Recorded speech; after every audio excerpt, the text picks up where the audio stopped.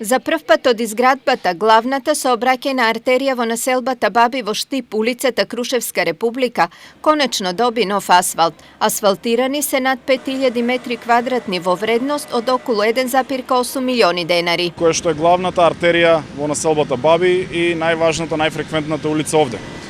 Токму поради тоа, во нашиот план за работа за оваа година предвидовме санација и реконструкција на оваа улица, која што е многу значајна, но која што беше во многу лоша очајна состојба. Токму затоа вчера започна асфалтирањето на нов слој на асфалт на оваа улица и денеска продолжуваме со работа со што ќе ја завршиме целата улица. Денешното асфалтирање е продолжение на инфраструктурните активности на општината во населбата Баби. На изградбата на улиците 6 и 7, заедно со водоводна и канализациона линија, на изградбата на улицата 11 Конгрес, но и на санација на уште неколку канализациони и водоводни линии.